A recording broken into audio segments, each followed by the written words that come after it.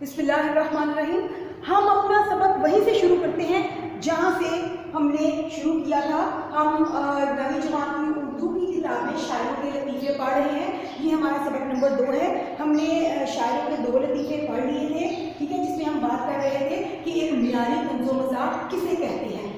اب ہم شعر نمبر جو ہے ہم لطیفہ جو ہے لطیفہ نمبر 3 پڑھیں گے. ایک دن انشاءاللہ خان جرت کی ملاقات کو آئے. اب انشاءاللہ خان جو ہے وہ ایک شاعر ہے اور جرت بھی ایک شاعر ہے جو کہ نابینا تھے. دیکھا تو سر جھکائے بیٹھے کچھ سوچ رہے تھے. کون؟ جو جرت ہے, جو نابینا ہے, وہ سر جھکائے بیٹھے کچھ سوچ رہے تھے. انہوں نے پوچھا کس فکر میں بیٹھے ہو؟ انشاءاللہ خان نے پوچھا کہ کیا سوچ رہے ہو؟ جرت سے پوچھا کہ آپ کیا سوچ رہے ہیں؟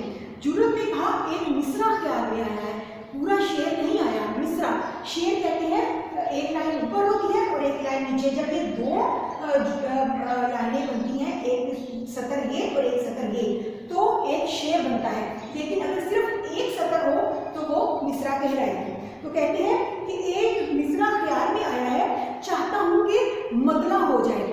وہ کہتے ہیں کہ میں نے بھی ایک مصرع سوچا ہے, دوسرا ابھی سوچ رہا ہوں. میں چاہتا ہوں کہ کسی غزل کا یہ مطلع ہو جائے, مطلب پہلا شعر ہو جائے. انہوں نے پوچھا کیا ہے؟ انشاءاللہ خان نے کہا کہ مجھے بھی سناؤ کہ وہ مصرع کیا ہے. تو جرت نے کہا خوب مصرع ہے, کہ بہت شاندار مصرع ہے, مگر جب تک دوسرا مصرع نہ ہوگا تب تک نہ سناؤں گا. مطلب انہوں نے کہا کہ جب میرا شعر مکمل ہو جائے گا, جب میں دوسرا بھی کہہ دوں گا پھر سناؤں گا, کیونکہ نہیں تو تم مصرع لگا کر اسے چھین لو گے.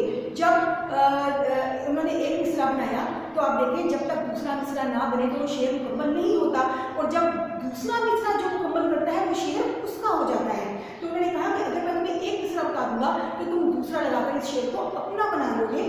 تو جو ہے انشاء ہے, سید انشاء نے, انشاءاللہ خان نے بہت اصرار کیا. انہوں نے بہت بار بار ان سے کہا کہ نہیں, زور لگایا کہ مجھے آپ یہ سنائیں. تو آخر جرت نے پڑھ دیا. جرت نے اس شعر کو اس مصرے کو پڑھ دیا. مصرع کیا تھا؟ اس زلف پہ پھپتی شبے کی جور کی سوجی. اس زلف پہ یا اس زلف پہ پھپتی شبے کی جور کی سوجی. زلف کہتے ہیں بالوں کو,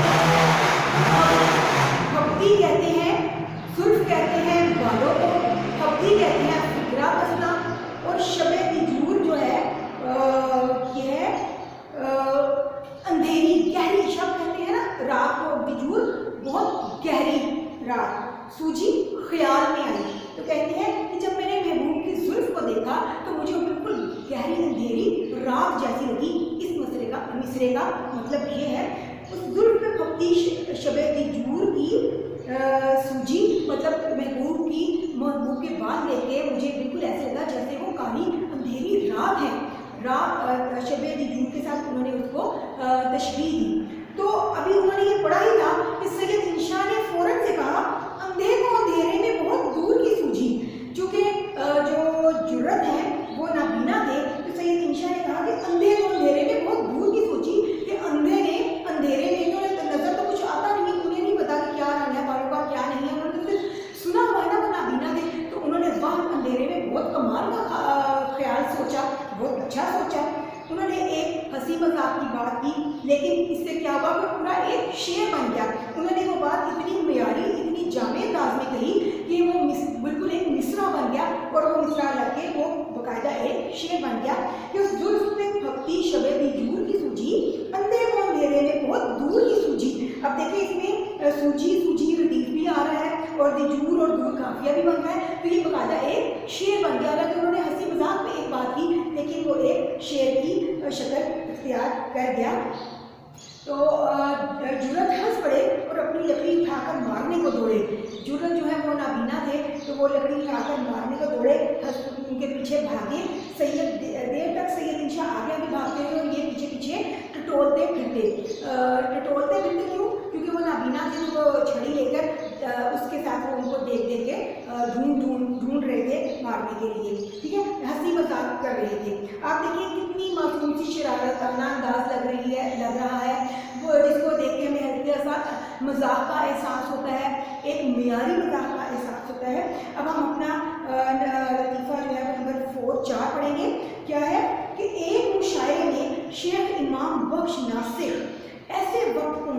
कि जलसा ख़त्म हो चुका था।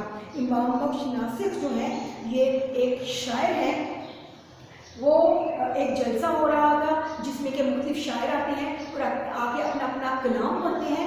तो चूँकि वो जब पहुँचे तो वो तकरीबन जो है ख़त्म हो चुका था, मगर ख्वाजा हैदर अली आतिश जो है वो और ख्वाजा हैदर अली आतिश ये भी एक बुलंद पाया शायर है वगैरह चंद शोरा अभी मौजूद थे। ख्वाजा हैदर अली आतिश और कुछ और शायर वहाँ पर मौजूद थे। ये जाकर बैठे, कौन? इमाम बख्श नासिक जो है ये जाकर बैठ गए। ताज़ीम रस्मी ताज़ीम से मुराद सलाम दुआ की उन्होंने, और मजाज कुर्सी से मुराद है हाल अहवाल पूछा। मजाज कुर्सी के बाद हाल अहवाल पूछने के बाद कहा कि जनाब ख्वाजा साहब मुशायरा हो चुका। उन्होंने ख्वाजा हैदर अली आतिश से पूछा क्या मुशायरा खत्म हो गया? तो उन्होंने कहा, ख्वाजा हैदर अली आतिश ने कहा कि सबको आपका इश्तियाक रहा, सब बहुत मुंतज़िर बैठे थे, शौक़ में बैठे हुए थे कि शेख इमाम बख्श नासिक आएंगे और वो लोग उनके कलाम को सुनेंगे। सबको बहुत इस बात का शौक़ था, लेकिन शेख साहब आप नहीं आए, आपको देर होगी। शेख साहब ने ये मतला पढ़ा, अपनी गज़ल का पहला शेर पढ़ा। शेख इमाम बख्श नासिक ने मतला पढ़ा, पहला शेर पढ़ा, क्या है? जो ख़ास है वो शरीके ग्रोहे आम नहीं, जो ख़ास है वो शरीके ग्रोहे आम नहीं, शुमार दाना तस्बीह में इमाम नहीं। अब ख़ास कौन है? जो आम लोग होते हैं, और ख़वास जो है ख़ास होते हैं जिनमें कुछ सलाहियतें, काबिलियतें, इस्तेदाद ज़रा ज़्यादा होती है, वो ख़ास लोग होते हैं जिनमें कोई ना कोई खूबी होती है। शरीके ग्रोहे आम लोग, ऐसा जलसा, ऐसा मजमुआ लोगों का, या ऐसी वो क्या कह सकते हैं महफिल जहाँ ज़्यादा से लोग हों, उन्हें कहते हैं ग्रोहे, शरीके ग्रोहे आम, जहाँ पर आम लोग हों, इकट्ठे हुए हों ग्रोह की सूरत में। तो कहते हैं कि जो ख़ास होते हैं वो आम लोगों में शामिल नहीं होते। असल में उन्होंने बहुत हल्की फुल्की मज़ा में अपनी बड़ाई भी बयान कर दी एक शेर की सूरत में कि मैं तो ख़ास हूँ ना, मैं शरीके ग्रोहे आम नहीं हूँ। अगर जलसा खत्म हो गया तो इसमें ऐसी कोई ख़ास बात नहीं, क्योंकि मैं तो एक ख़ास हूँ और ख़ास शरीके ग्रोहे आम नहीं होते, वो आम लोगों में नहीं बैठते। शुमार दाना तस्बीह में इमाम नहीं, जिस तरह तस्बीह के दानों पे जब हम पढ़ते हैं तो हम तस्बीह के दानों में पढ़ते हैं, जो उसका इमाम होता है, जो एक लंबा सा उसमें एक मोती होता है, उसमें हम कुछ नहीं पढ़ते, ठीक है। लेकिन उस लंबे से मोती की एक खास बात यह है कि उसके बगैर तस्बीह भी मुकम्मल नहीं होती। अगर वो तस्बीह में मौजूद ना हो तो वो तस्बीह नहीं कहलाएगी। हम उसको पढ़ तो सकते हैं लेकिन वो तस्बीह नहीं कहलाएगी। तो क्या कहते हैं कि उन्होंने अपने आप को तस्बीह में इमाम की हैसियत दी, और चूँकि उनका नाम भी इमाम था तो लोगों ने ये सुनकर बहुत दाद दी और बहुत खुश हुए। असल में उन्होंने अपनी बड़ाई इसमें बयान की कि जिस तरह तस्बीह में इमाम नहीं होता लेकिन उसकी अपनी एक इनफरादी हैसियत होती है, उसके बाद तस्बीह भी नहीं होती। अगर तो ये ग्रोह शरीके ग्रोह आम है, इनमें मैं शामिल नहीं, क्योंकि मैं ख़ास हूँ, लेकिन मैं ख़ास हूँ, ये अपनी अलहदा हैसियत, मर्तबा और दर्जा है। चूँकि नाम ही इमाम बख्श था, इसलिए तमाम अहले जलसा ने नायब तारीफ की, पसंद किया। अब हम आगे लतीफ़ा नंबर 5 पढ़ेंगे। आप देखिए बहुत हल्का फुल्का सा मज़ा है, जिसको पढ़ के हमें एक लताफत का एहसास होता है, जो हमें हमारे कानों को सुनने में अच्छा लगता है, जो हमारे दिल को बात अच्छी लगती है। इसको सुन के हमें कोई बहुत ठट्टा लगाने को दिल नहीं करता, बहुत कहकहा लगाने को दिल नहीं करता। ये एक मियारी तंज़ो ज़राफ़त है जो यहाँ पर आपको बताई गई है। असल में आपको उन लोगों के लाइफस्टाइल के बारे में बताया गया कि एक तहजीब याफ्ता माशरत के लोग किस तरह होते हैं, ठीक है। अब हम लतीफ़ा नंबर 5 पढ़ेंगे। एक शागिर्द अक्सर बेरोज़गारी की शिकायत से सफ़र का इरादा ज़ाहिर किया करते थे। बेरोज़गारी की शिकायत से उनको रोज़गार वहाँ नहीं मिलता था जहाँ वो रहते थे, कभी मिला कभी नहीं मिला। तो ख्वाजा साहब हैदर अली आतिश अपनी आज़ाद मजाजी से कहा करते थे, वो उन्हें इतनी परवाह नहीं होती थी, वो आज़ाद मजाज इंसान थे, वो इतना किसी चीज़ की टेंशन नहीं लेते थे, परेशानी को इतना नहीं संजीदा लेते थे। तो उन्होंने कहा मियाँ कहाँ जाओगे? उस शख्स से कहा किधर जाओगे? 2 घड़ी की बैठने को गनीमत समझो, कि अगर हम 2 पल एक दूसरे के साथ बैठ जाते हैं, गुफ्तगू कर लेते हैं और अहवाल पूछ लेते हैं, तो इसको काफ़ी समझो, गनीमत समझो, इसको काफ़ी समझो। और खुदा जो देता है इस पर सब्र करो, ये अल्लाह ताला जो दे रहा है इस पर कनात करो, उस पर अल्लाह का शुक्र अदा करो। एक दिन वो आए और कहा कि हज़रत रुखसत को आया हूँ।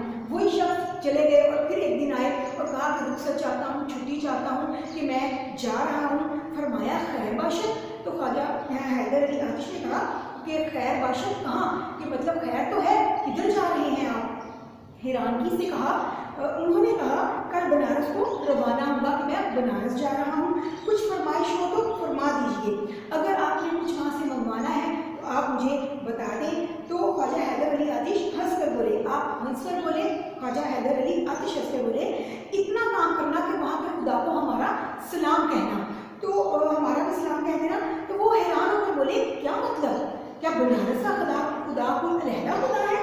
حضرت یہاں وہاں کا خدا جدا ہے. انہوں نے کہا کہ ادھر کا خدا الگ ہے اور وہاں کا خدا الگ ہے. تو خواجہ صاحب نے کہا کہ جب وہاں اور یہاں ایک خدا ہے تو پھر ہمیں کیوں چھوڑتے ہو، کہ اگر خدا نے اگر رزق تمہارے نصیب میں قسمت میں بنارس میں لکھا ہے تو وہ تمہیں اگر تمہاری قسمت میں نصیب میں رزق لکھا ہے تو وہ تمہیں یہاں بھی مل جائے گا. اس کے لیے تم وہاں جانے کا تردد کیوں کر رہے ہو؟ اگر تمہارے نصیب میں ہے تو انشاءاللہ تمہیں یہاں بھی ملے گا. جس طرح اس سے وہاں جا کر مانگو گے اسی طرح یہاں بھی مانگو. وہاں پر جا کر جتنی لگن سے تم مانگو گے یا کوشش کرو گے وہ کام یہاں بھی کر لو تو خدا تمہیں یہاں بھی رزق دے دے گا. اس بات نے ان کے دل پر ایسا اثر کیا، اس بات سے وہ اتنا متاثر ہوئے کہ سفر کا ارادہ موقوف کیا، ختم کر دیا اور خاطر جمی سے بیٹھ گئے اور تسلی اطمینان سے بیٹھ گئے. مطلب ان کو ان کی بات سمجھ آ گئی. آپ یہ دیکھیں کتنی معمولی کی ہنسی مذاق میں انہوں نے کہہ دیا کہ کیا وہاں کا خدا اور ہے اور یہاں کا خدا اور ہے. کتنے اچھے انداز میں ان کو انہوں نے سمجھا دیا. کوئی انہوں نے طنز اور جرت نہیں کی کہ ان کو کسی طنز کا نشتر نہیں چبھوئے کہ وہاں جاؤ گے تو کیا وہاں جا کے تمہارے اندر کوئی نئی صلاحیتیں پیدا ہو جائیں گی. کچھ برا بھلا نہیں کہا، بہت اچھے طریقے سے بہت جو ہے معمولی سی بات کہہ کے بہت پیار سے انہوں نے سمجھا دیا کہ کیا وہاں یہاں کا خدا علیحدہ علیحدہ ہے. تو آپ دیکھیں یہ گفتگو کرنے کا ڈھنگ ہوتا ہے. کتنے لطیف پیرائے میں انہوں نے یہ بات بیان کر دی. ایک اب ہم جو ہے لطیفہ نمبر 6 دیکھیں گے. ایک دن معمولی دربار تھا. معمولی سے مراد عام دربار لگا تھا جس میں کوئی خاص وزیر سفیر نہیں بیٹھے ہوئے تھے. ایک عام دربار تھا. استاد ابراہیم ذوق بھی حاضر تھے. ابراہیم ذوق ایک شاعر ہیں جو کہ بہادر شاہ ظفر کے استاد بھی تھے، اس لیے وہ دربار میں وہ بھی بیٹھے ہوئے تھے، موجود تھے. ایک مرشد زادے تشریف لائے. مرشد زادے جو ہیں کسی مرشد کے بیٹے کو کہتے ہیں. وہ تشریف لائے. وہ شاید کسی اور مرشد زادی یا بیگمات میں سے کسی کا پیغام عرض لے کر آئے تھے، پیغام لے کر آئے تھے. انہوں نے آہستہ آہستہ بادشاہ سے کچھ کہا اور رخصت ہوئے.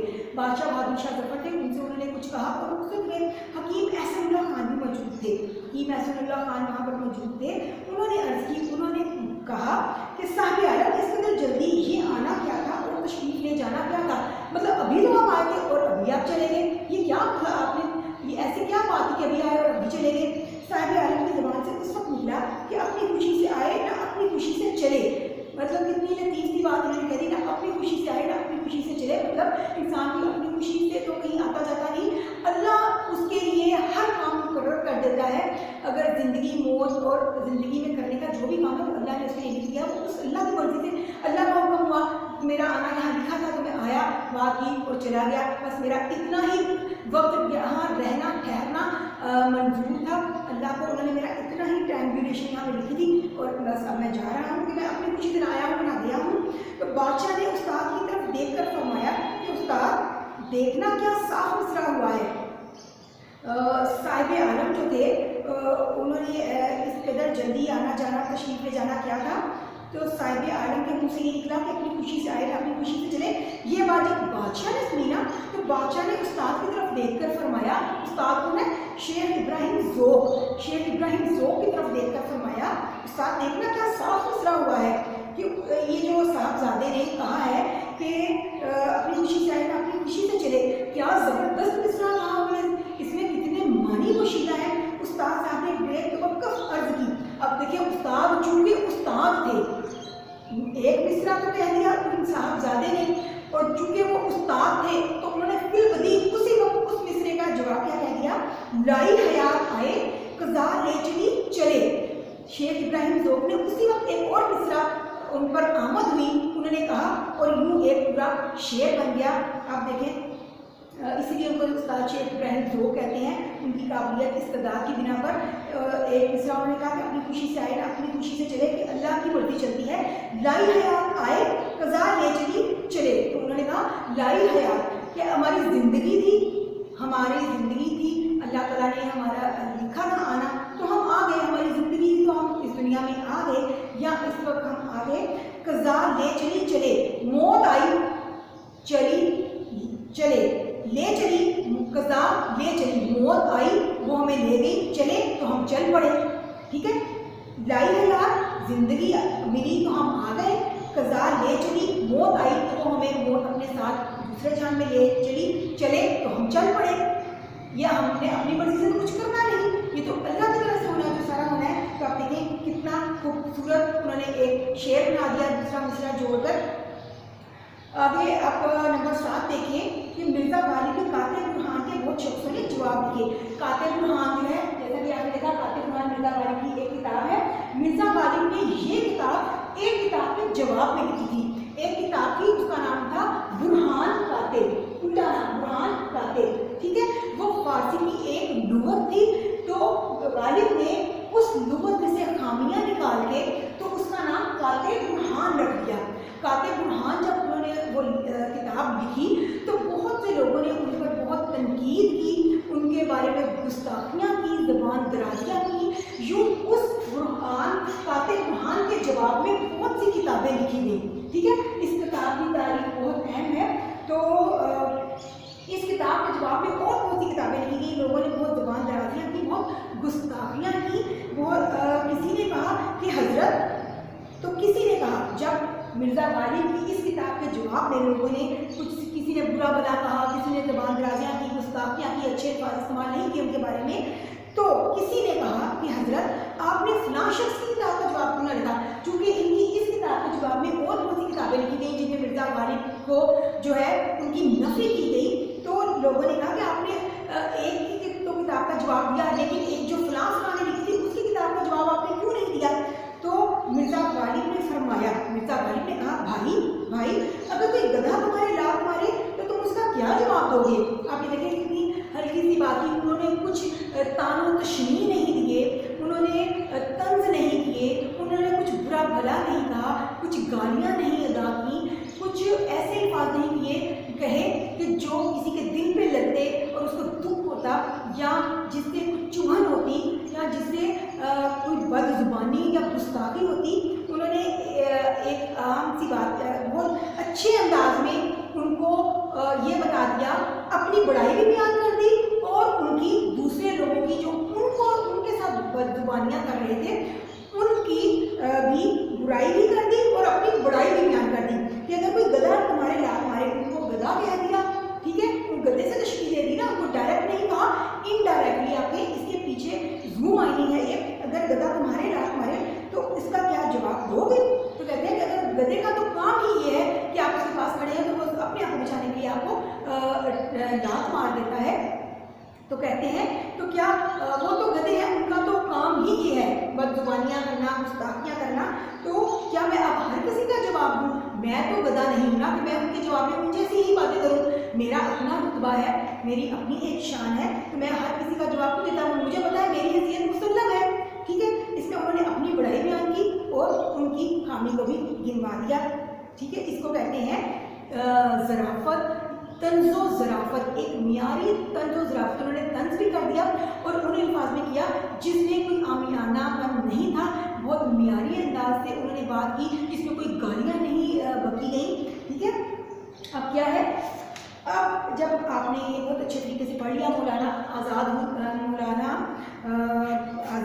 मोहम्मद हुसैन आज़ाद के शायरी में ये लतीफ़े आपने पढ़े, इसमें आपने देखा। अब हम इसके सवाल जवाब करेंगे। अगर जी मैंने आपको इन सारे सबक की तशरीह जो की है उसमें मैंने आपको बहुत डिटेल से सब कुछ बता दिया है, और ये सारे सवाल जवाब जो मैं आपको करवाऊँगी ये जो मैं आपको बता चुकी हूँ, लेकिन दोबारा से ये सारे सवाल मैं आपको डिटेल से बता दूंगी ताकि वो आपकी रिवीजन हो जाए, फिर आपको बहुत अच्छे से समझ आ जाए। मुसन्निफ का नाम और किताब का नाम तहरीर करें। शायरों के लतीफ़े आबे हयात से ली गई है। ठीक है, किताब का नाम आबे हयात है जिसमें से ये सबक लिया गया है। मुसन्निफ का नाम मौलाना मोहम्मद हुसैन आज़ाद है। मोहम्मद हुसैन उनका नाम है, आज़ाद वो अपना तखल्लुस इस्तेमाल استعمال کرتے ہیں جس کو ہم کلمی نام بھی کہتے ہیں. لطیفہ سوال نمبر 9 لطیفہ سے کیا مراد ہے؟ لطیفہ سے مراد ایسی بات کرنا, ایسی لطیف پیرائی میں بات کرنا جو آپ کے دل کو اچھی لگے, جو آپ کے کانوں کو سننے میں اچھی لگے, جو آپ کے ہونٹوں پر ہلکا سا تبسم بکھیر دے, جو آپ کو ہلکی سی ہنسی آئے, نہ کہ ایسی بات جس سے آپ ٹھٹھے لگائیں, کہے لگائیں, یا ایسی چبھتی ہوئی بات, وہ نہیں, لطیفہ نہیں ہوتی. بلکہ لطیفہ سے مراد خوبصورت پیرائی میں بات کرنا جو آپ کے دل کو اچھا لگے. طنز و ظرافت سے کیا مراد ہے؟ طنز کا مطلب ہے کسی کی خامی کو بیان کرنا ذو عینی انداز سے, ٹھیک ہے, طنز کرنا. اور ظرافت جو ہے ہنسی مذاق میں کسی بات کو بیان کرنا. تو ہنسی مذاق میں بات کرنا, جیسے کہ ہم نے یہ ان کے لطیفے دیکھے کہ کتنا طنز و ظرافت, طنز کرنا اور ہنسی میں کوئی ایسی بات کہہ دینا جس میں کسی کی کوئی خامی پوشیدہ ہو یا جس میں زندگی کی کوئی حقیقت پوشیدہ ہو, اسے طنز اور ظرافت کہتے ہیں. طنز کہتے ہیں کسی کی برائی کو نشانہ بنانا, اور ظرافت ہنسی میں کوئی ہنسی مذاق کی بات کرنا, ٹھیک ہے. اب سوال نمبر 4 ہے اشعار کو موقع و محل کے مطابق استعمال کرنا. میں نے آپ کو بتایا کہ موقع و محل کے مطابق کیسے کرتے ہیں کہ جب فرض کریں جب کوئی فوت ہو جائے تو ہم کہتے ہیں کہ لائی حیات آئی قضا لے چلی تو لے چلے, کہ ہم نہ تو اپنی خوشی سے آئے نہ اپنی خوشی سے چلے, کہ اس میں ہمارا تو کوئی کمال نہیں ہے نا, یہ تو اللہ تعالیٰ ہی ہمیں بھیجتا ہے, اللہ تعالیٰ زندگی دیتے تو ہم آتے ہیں, اللہ تعالیٰ ہماری جان قبض کر لیتا تو ہم چلے جاتے ہیں. سارے کام اللہ کی مرضی سے ہوتے ہیں. یا جب کوئی کام آپ کر رہے ہو تو آپ کہیں گے اللہ کی مرضی سے سارے کام ہوتے ہیں, جیسے کہ وہ آئے اور فوراً چلے گئے, تو انہوں نے کہا کہ یہ کیا آئے اور چلے گئے, تو انہوں نے کہا کہ لائی حیات آئے قضا لے چلی چلے, اپنی خوشی سے آئے نہ اپنی خوشی سے چلے. اسی طرح جب ہم نے اس گھر کو آگ لگ گئی, گھر کے چراغ سے دیکھا کہ ہم اس کو اس موقع پر استعمال کرتے ہیں جب آپ کا بہت قریبی, آپ کے اندر سے کوئی شخص اٹھ کے, آپ کے گھر کا ہی بھی فرد اٹھ کے جو ہے آپ کے لیے تباہی, پریشانی, مصیبت, دکھ, تکلیف کا وجہ بنے یا آپ کو نقصان پہنچائے, تو ہم کہتے ہیں گھر کے چراغ سے گھر کو آگ لگنا. جو خاص ہے وہ شریک گروہ عام یہ اپنی بڑائی بیان کرنے کے لیے کہتے ہیں کہ ہم خاص ہیں جو عام لوگوں میں نہیں ہوتے, ٹھیک ہے. جب کسی کی بڑائی بیان کرنی ہو, اپنی بڑائی بیان کرنی ہو, تو وہ انسان کہتا ہے شمار دانہ تسبیح میں امام نہیں. اب آپ نے یہ سن لیجیے. اب ہم اپنے اگلے سوال کی طرف جائیں گے کہ میر تقی میر اور سودا کے بارے میں بیان کریں. میر تقی میر بھی ایک بہت بلند پایہ شاعر ہے جن کو غزل کا بادشاہ کہا جاتا ہے, میر تقی میر کو. اور مرزا رفیع سودا جو ہے یہ دونوں ایک ہی دور کے شاعر ہیں, ان کو معاصر شاعر کہتے ہیں. انہوں نے ایک ہی وقت میں دونوں نے شاعری کی, لیکن میر تقی میر کو زیادہ بلند مقام ملا غزل میں, جبکہ مرزا محمد رفیع سودا نے قصیدے میں اور ہجو میں اپنا نام زیادہ کمایا. یہ دونوں بہت بلند پایہ شاعر ہیں. اب سوال نمبر 6 ہے میر کا کلام آہ اور سودا کا کلام واہ ہے, اس کی وضاحت کریں. میں نے آپ کو بہت ڈیٹیل سے بتا دیا. آہ سے مراد ہے اس میں دکھ, غم, الم, پریشانی, دنیا کی بے ثباتی, زندگی کے بے عمل ہونے کا, اور اپنے روزگار, زندگی کے جو ذرائع اور روزگار ہیں, ہمیں کسی کو تک پریشانیوں کا ذکر جو ہے وہ آہ کہلاتا ہے, جس میں پریشانیوں کا ذکر کیا گیا ہو, مصیبتوں کا ذکر کیا گیا ہو, اور حالات زمانہ جو ہے وہ ناسازگار ہوں, جب موافق نہ ہو, تو اس وقت آہ کا کلام جو ہے وہ منہ سے نکلتا ہے. تو اس لیے میر کے کلام کو آہ کہیں گے اور سودا کے کلام کو واہ کہیں گے. سودا کے کلام میں جو ہے برجستگی تھی, چستی تھی, اور اس میں ایک چستی تھی اور رہنائی تھی, دل نشینی تھی, ٹھیک ہے. لیکن میر کے کلام میں زیادہ تر ہمیں پریشانی, غم, مصیبتوں کا نام ملتا ہے, زندگی کی بے ثباتی کا ثبوت زیادہ ملتا ہے. اگرچہ اس کے علاوہ بھی ان کی اور بہت سی شاعری ہے, لیکن زیادہ تر ان کا کلام اسی بات سے منسوب ہے, اس لیے انہیں آہ کہتے ہیں اور سودا کے کلام کو واہ کہتے ہیں, جس کو سن کے ہمارے اندر ایک چستی کی کیفیت پیدا ہو جاتی ہے. سوال نمبر 7 ہے مولانا محمد حسین آزاد کے بارے میں. مولانا محمد حسین آزاد کے بارے میں تحریر کریں. مولانا محمد حسین آزاد کے بارے میں ہم نے پڑھا کہ محمد حسین ان کا نام, آزاد کو اپنا تخلص کرتے تھے, اور مولانا محمد حسین آزاد جو ہے وہ دلی میں رہتے تھے. 1830 میں وہ پیدا ہوئے اور 1857 میں جنگ آزادی کے سارے جو ہے وہ اس وقت غدر کا دور شروع ہو گیا تھا, جس میں مسلمانوں کو بہت نقصان अंग्रेज़ को ना ताजे बरतानिया के लोग, बरतानिया ने बड़े सगीर पर आकर हुकूमत कर ली और मुसलमानों को उन्होंने जुल्म और तशद्दुद का निशाना बनाया। हिंदुओं को इतना नहीं बनाया, मुसलमानों को बनाया, क्योंकि मुसलमानों की जो है मुसलमान पहले बड़े सगीर पर हुकूमत कर चुके थे।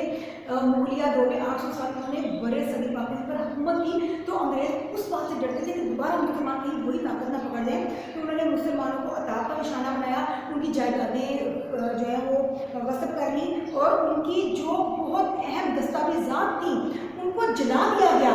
आप ये देखें कि उस दौर में 1830 में जब मोहम्मद हुसैन आज़ाद पैदा हुए तो 1857 में जब वो थोड़े जवान थे उस वक्त 1857 की जंग आज़ादी में उनके वालिद साहब को शहीद कर दिया गया, तो वो अपनी जान बचाते क्योंकि उन्हें घर बार को भी लूट लिया गया था और उस वक्त दस्तावेज को जला दिया जाता था ताकि इनके पास इनकी किसी कारनामे का कोई सबूत ही ना रहे और ये एक गैर तहजीब याफ्ता कौम बन के रह जाए। उस वक्त के जो उनकी मुख्तलिफ जो थे अशार के क्या कहते हैं उन्हें दीवान थे वो भी जला दिए गए थे। शायरी के जरिए आप किसी कौम को जमाते हैं ना, उनमें एहसास जज्बात भड़काते हैं, ठीक है। उन्होंने कहा कि ऐसी हर चीज़ तमाम दस्तावेज को जला दिया जाए जिससे इनके उभरने का मौका हो, जिनसे ये काबिल गफलत से बेदार हो। तो मौलाना मोहम्मद हुसैन आज़ाद ने क्या किया कि उन्होंने अपने उस्ताद इब्राहिम ज़ोक का जो था दीवान वो अपनी बगल में दबाया और वहाँ से सिर्फ वो लेकर वहाँ से निकल पड़े क्योंकि बाकी सब तो लूट हो चुका था। वो लखनऊ में आ गए, लखनऊ में उन्होंने तालीम हासिल की उस्ताद इब्राहिम ज़ोक से और वहाँ पर उन्होंने मुख्तलिफ जॉब्स की। फिर वो गवर्नमेंट कॉलेज लाहौर में अरबी और फारसी के प्रोफेसर भी रहे। अंजुमन पंजाब एक बनाई गई जिसमें ये नज़रिया रखा गया कि हमें गज़ल की रवायत को छोड़ के नज़्म को अपनाना है और जदीद नज़्म को जिसमें मुख्तलिफ इखलाकी, मुआशी, समाजी, माशरती उन्मानात के तहत नज़में लिखनी है। ऐसी नज़में पढ़ी जाए जिनमें लोगों को सोचने का मौका मिले, अपने इर्द गिर्द मसाइल को सोचने और उन पर गौर करने का उनको मौका मिले। तो उसकी बुनियाद रखी गई जिसमें कि मौलाना मोहम्मद हुसैन आज़ाद पेश थे और मौलाना मोहम्मद अशरफ हुसैन भी। और मौलाना मोहम्मद हुसैन आज़ाद ने उर्दू जदीद शायरी के लिए बहुत अहम खिदमत ये अंजाम दी। उन्होंने दरसी कुतब भी लिखी, मौलाना मोहम्मद हुसैन आज़ाद ने बहुत सी दरसी कुतब भी लिखी। और इसके अलावा मौलाना मोहम्मद हुसैन आज़ाद जो है उन्होंने आबे हयात लिखी, लेरंदे ख्याल लिखी और बहुत सी नज़में उन्होंने लिखी।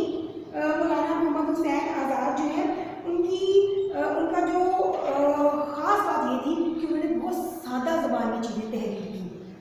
वो नक़ाद भी थे, मुहक्कक भी थे, माहिर तालीम भी थे, उन्होंने दरसी किताबें भी लिखी थी और माहिर लिसानियात भी थे। उन्होंने ज़ुबान पर बहुत काम किया, ज़ुबान को सादा और सलीस ज़ुबान में लिखा। इंशा बर्दाश्त तो वो थे ही, ठीक है। अब ये इंशा बर्दाश्त मुराद है जैसे कि ये इनकी इंशा बर्दाश्त है। नसर में वो उन्होंने लिखा, आबे हयात थी उनकी। अब हम देखते हैं कि सबक नंबर हमारा सवाल नंबर 8 है कि सबक में मौजूद अशार की तशरीह करें। अच्छा, 1830 में मोहम्मद हुसैन आज़ाद पैदा हुए, 1915 में उन्होंने वफात पाई नीम दीवानी के हालत में। अब सवाल नंबर 8 है हमारा, सबक में मौजूद अशार की तशरीह करें। इन सब अशार की मैंने आपको तशरीह करके बहुत अच्छे तरीके से बता दी। मेरे ख्याल में मुझे उसको दोबारा एक्सप्लेन करने की ज़रूरत नहीं है, मैंने आपको बहुत डिटेल में सारे शेयरों की तशरीह ला दी, आप उसको दोबारा सुन सकते हैं। सवाल नंबर 9 है, निसाब में मौजूद इस सबक का मकसद बयान करें। शायरों का ये लतीफ़े बताने का आखिर मकसद क्या था? क्या लतीफ़े सुनाना मकसद था? लतीफ़ों के हम उनको सुने और हम हंसे, क्या ये मकसद था? ये मकसद बिल्कुल नहीं था। अदब जो होता है, एक बात याद रखें, अदब मुआशरे की तस्वीर होता है। अदब में मुआशरे के रवैयों को बयान किया जाता है, मुआशरे की इखलाकी, मुआशरती, समाजी, मुआशी और जो है रवैये, एहसासात को बयान किया जाता है। अदब किसी माशरे का तर्जुमान होता है। आप ये देखें, जो ये लतीफ़े लिखे हैं इनके ज़रिए हमें बताया गया कि आप उस दौर के जो हमारी अदबी शख्सियात थी वो किस तरह उठती बैठती थी, किस तरह से मुशायरे हुआ करते थे, लोग जमा होते और उनमें वो शायरी करते और किस तरह आमद का एहसास होता कि फिर बदी उसी वक्त मिसरा या शेर कह दिया जाता और हर की फुल्की तंज़ो ज़राफ़त से एक अच्छा सा माहौल समा पैदा कर दिया जाता।